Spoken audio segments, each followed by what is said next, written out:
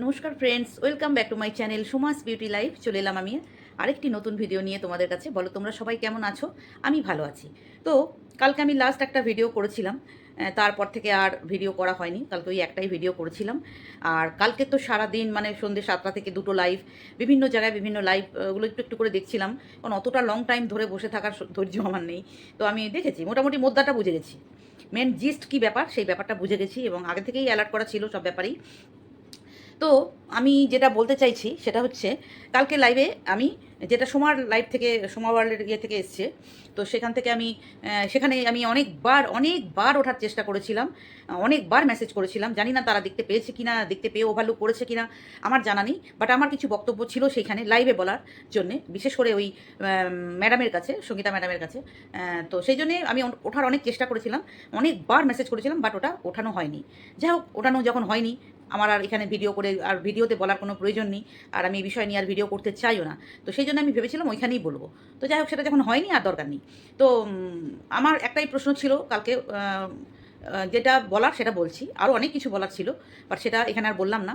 যেটুকু বলার আমার দরকার বলে মনে হলো ওইটাই বলছি। সেটা হলো যে অন্যায়ের বিরুদ্ধে, মানে গালিগালাজের বিরুদ্ধে একটা প্রোটেস্ট, সেটার জন্য একমাত্র ওই জেন্টস ক্রিয়েটার যে আমাদের, তাকে দোষী করা হয়েছে। এরকম জেন্টস লেডিস অনেক ক্রিয়েটাররাই এরকম অন্যায়মূলক কাজ করেছে। ম্যাডামকে এটাই আমার বলার, যদি দোষী সাব্যস্ত করা যায়, একজনকে নয়, যারা যারা করেছে সবাইকে করুন। তাতে সেই দলে যদি আমিও পড়ি, আমাকেও করুন। আমার এটাই বক্তব্য।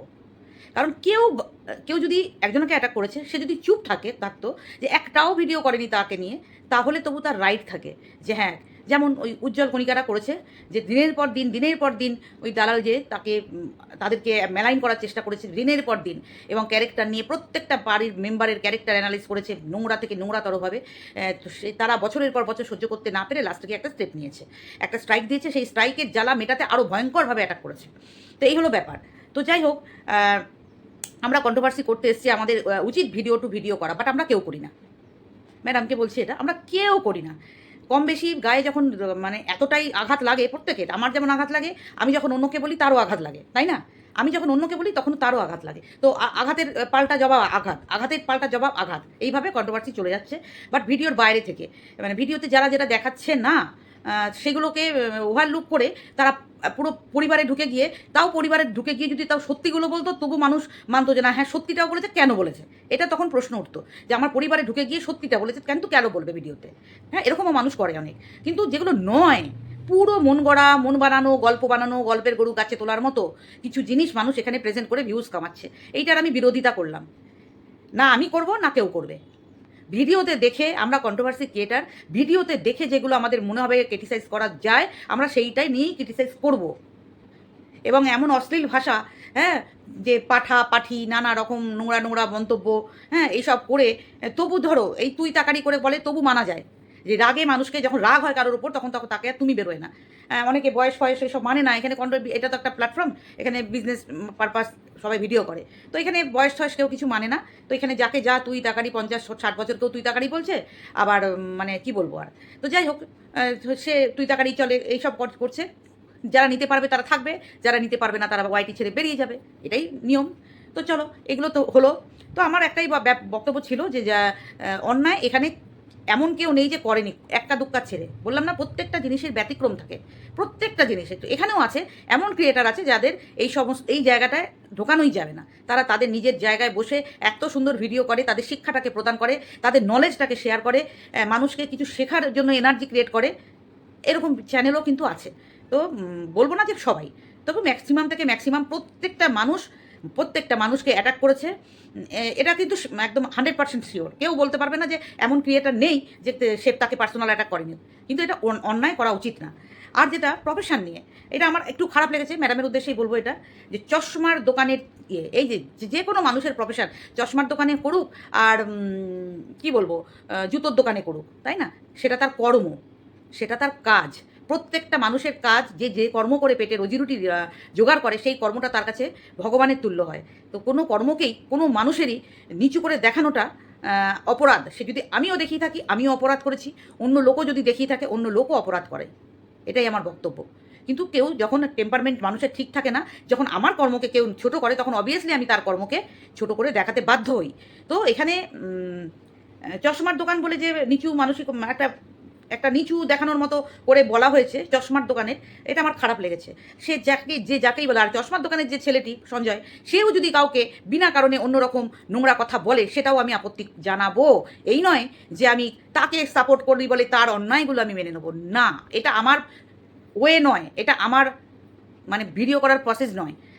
আমি সন্দীপকে পছন্দ করি, সন্দীপের সততাটাকে লাইক করি, সেই জন্য আমি সন্দীপের ফরে ভিডিও করি। বাট সন্দীপের যখন কোনো অন্যায় দেখবো আমি অবভিয়াসলি বলবো।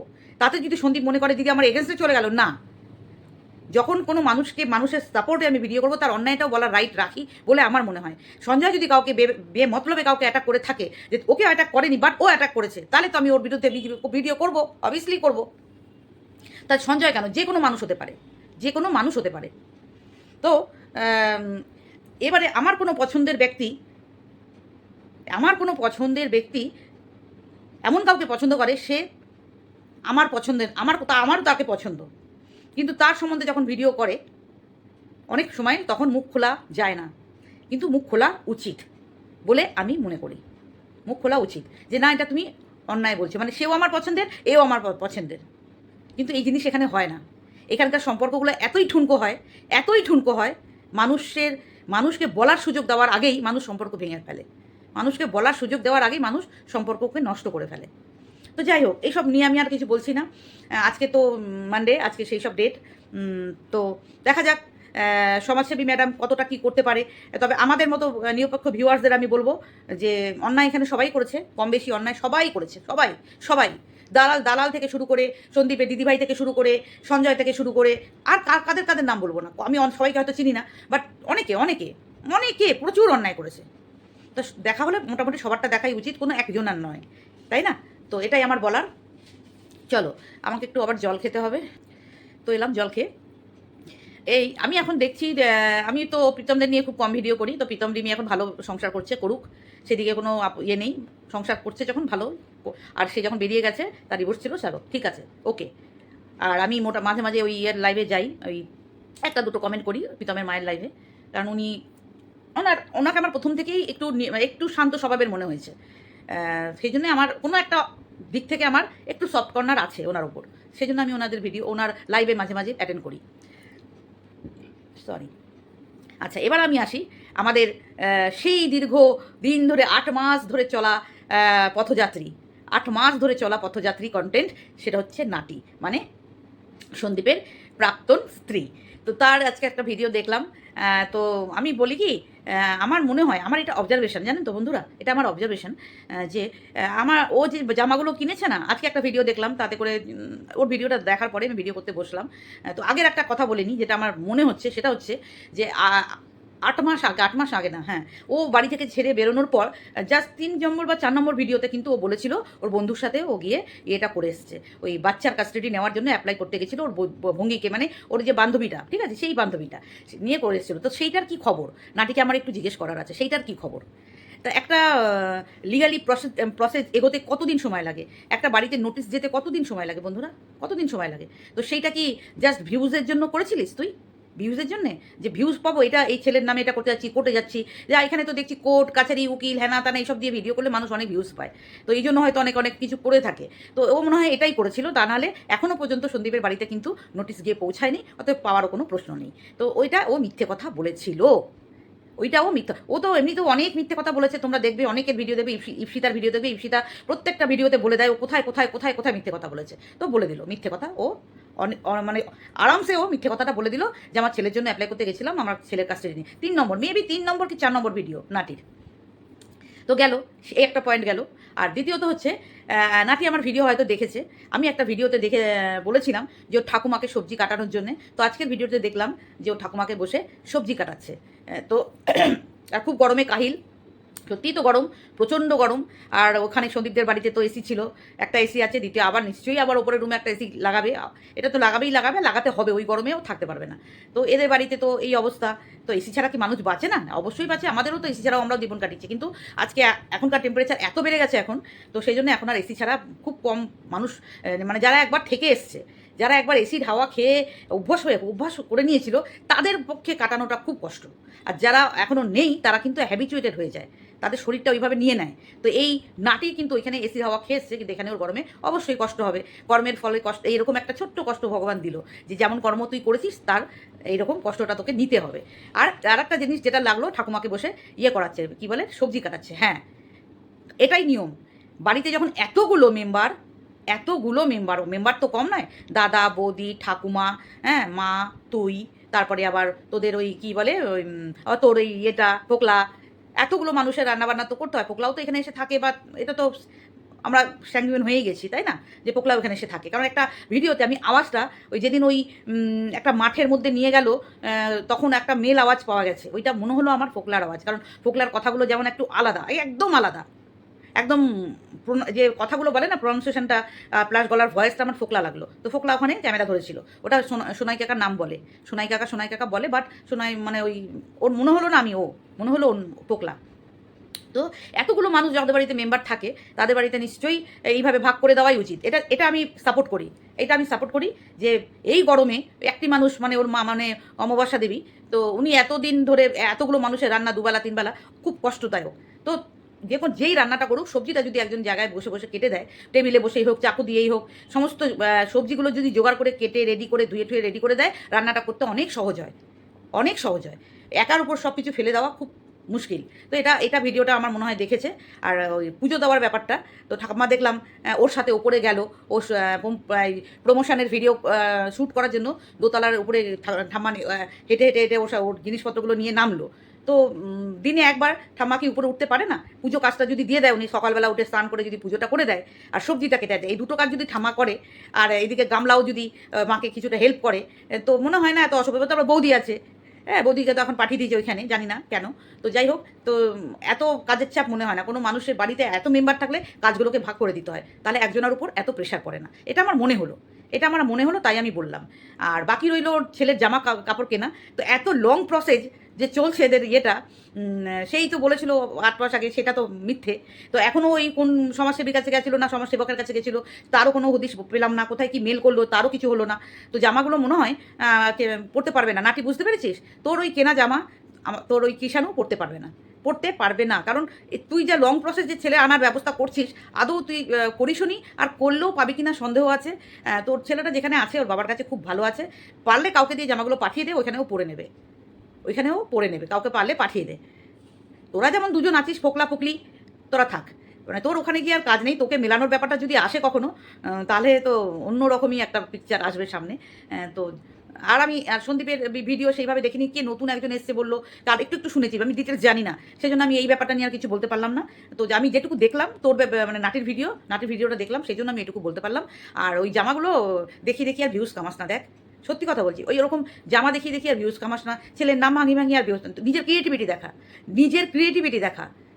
তুই একটা সংসারে রয়েছিস, চাই আর মায়ের সংসারে হোক, চাই ফোকলার সংসারে হোক, ফোকলার সংসারে তুই দেখাতে পারবি না, যেহেতু লিগালি বিয়ে করতে পারিস নি এখনো, লিগালি লুকিয়ে করেছিস সবাই জানে, বাট লিগালি দেখাতে পারবি না। বাট মায়ের সংসারে সকালবেলা ওঠা থেকে সেই ব্লগিং দে। যেই ছেলেকে তুই আনিস নি বা আনতে পারবি কিনা সন্দেহ আছে, সেই ছেলে জামা কিনেছি, ওই কিনেছি, সেই কিনেছি, সেই জামা ছোট হয়ে গেছে, সেটাও দেখাস তাহলে, যে দেখো আমি এই রেটে জামা কিনেছিলাম। আর এখনকার বাচ্চারা তত্তর করে বাড়ে। আজকে জামা কিনলে 2 মাস পর সেই জামা পরতে পারবে না, 2 মাস পর আর জামা পরতে পারবে না। আর তুই কবে আনবি তোর ছেলেকে, তারপর তুই জামা পরাবি? হ্যাঁ, এটা মানে খুবই মানে হাস্যকর লাগলো আমার। তো মনে হয় ওই জামাগুলো তুই দিয়ে দে, কাউকে দিয়ে পাঠিয়ে দে, ছেলেটা ওইখানে পড়ুক। জানি না সন্দীপ সেটা নেবে কিনা, সেটাও ব্যাপার। সন্দীপের কিষাণুর এত জামা হয়েছে, ওর পিসিমণিরা ওকে এত জামা দিয়েছে, ও পরে শেষ করতে পারবে না। ঠিক আছে, তো যাই হোক, তুই মা, এখন মা আর কি, 8 মাস বাদে মা, 8 মাস বাদে, ঠিক আছে, যেটা আমি দেখবো সেটা তো বলবোই ভাই। 8 মাস আগে তুমি মা ছিলে না নাটি, তুমি মা ছিলে না 8 মাস আগে? তুমি এই 8 মাস পর মায়ের ভূমিকার ইয়েতে অবতরণ হয়েছো, তাই না? তো তুমি এখন ওই জামা কিনেছে, হ্যাঁ, মানে একজনের ভিডিও থেকে দেখলাম যে মা কম দামে জামা কিনলে নাকি মা, না, এগুলো আমি মানি না। মা জামা কিনে, মা একটা গরিব বাচ্চার মাও মা, একটা বড় লোকের বাচ্চার মাও মা, কিন্তু মায়ের ভূমিকার যেটা, সেটা তো পালন করতে হবে। মা তুমি, অথচ তুমি যাওয়ার সময় কিছু নিয়ে যাওনি, 8 মাস পর তোমার মনে পড়লো আমার ছেলেকে নিতে হবে। ভিউজের খেলা খেলছো, ভিউজের খেলা। হ্যাঁ, সত্যিটা সবসময় বেরিয়ে আসে, জানিস তো নাটি, সত্যিটা সব সময় বেরিয়ে আসবে। সত্যিটা বলবি, ভিউজ আরও পাবি। মিথ্যে দিলে তুই মিথ্যে, নেগেটিভ জিনিস মানুষ পছন্দ করে না। নেগেটিভিটি কোনো দিনই ভালো নয়, কোনো ব্যাপারই না। সে ভূত প্রেতের নেগেটিভিটি কেউ কেউ পছন্দ করে না, মানুষের মধ্যে নেগেটিভিটি কেউ পছন্দ করে না, নেগেটিভ দিয়ে তুই ভিডিও করবি সেটাও মানুষ পছন্দ করে না।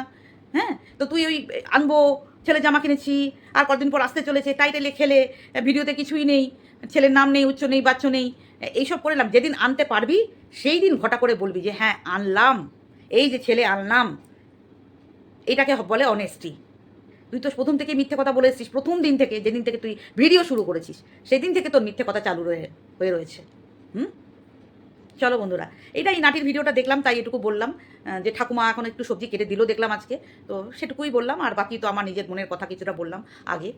বাঘে গরুতে লাস্ট আলটিমেট এক ঘাটে জল খেয়েছে, তো কতদিন খেতে পারবে জানি না, কখন আবার রাগ উঠলে, ক্রোধ উঠে যাবে, আবার গিয়ে গেটিতে কামড় দেবে বাঘে আর গরুতে। হ্যাঁ, বাঘে আর কি বলে, বাঘে গরুতে, হ্যাঁ বাঘে গরুতেই তো বলে। তো এক ঘাটে জল খেতে খেতে আবার কখন গিয়ে ঘেটিতে কামড় দেবে সেটাই আমাদের দেখার। চলো আমরা দেখতে থাকি, তাই না বন্ধুরা? চলো টাটা, ভালো লাগলে পাশে থাকবে।